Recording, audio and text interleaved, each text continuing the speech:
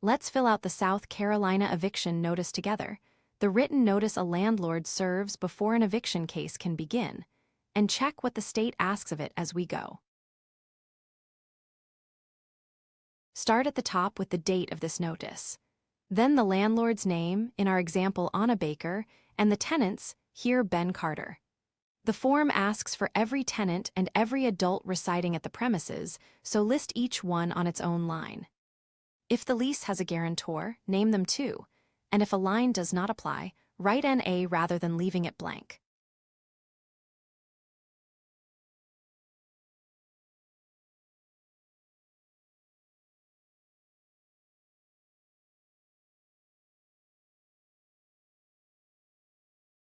Next, the leased premises. Type the full street address, including the unit number, exactly as the lease describes it, then the city, state, and zip code on the next line. The notice and the lease should describe the same premises, so copy it word for word rather than from memory. Now the terms. Name the lease document you are enforcing and its date. Here a residential lease agreement dated June 1, 2023. The next blank, the number of days the tenant gets, is set by your state's law.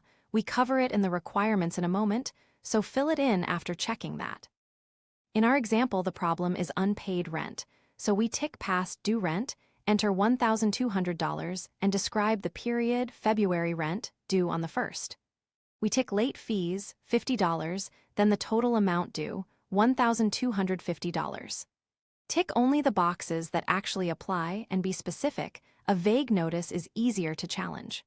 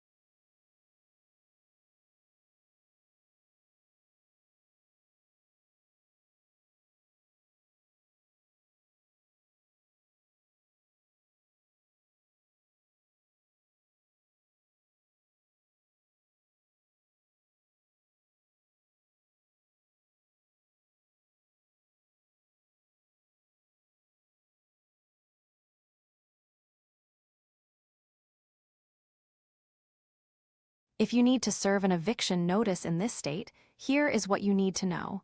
For non-payment of rent, you must give your tenant 5 days from the date the rent was due. Keep in mind, you are only allowed to serve one such notice to the tenant for this reason. For a lease violation, the tenant has 14 days to fix the problem after receiving your written notice. If they do not remedy the breach within that 14-day period, you may proceed with eviction no sooner than 14 days after they received the notice. For nuisance or waste, your written notice must specify the breach and request that the tenant remedy it within 14 days.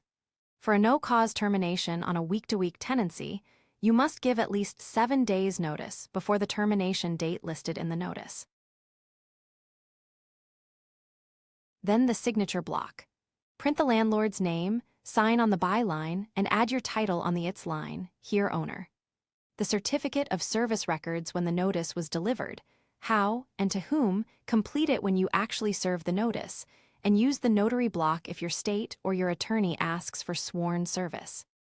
Keep a signed copy of everything for your records. Remember, this is general information, not legal or tax advice.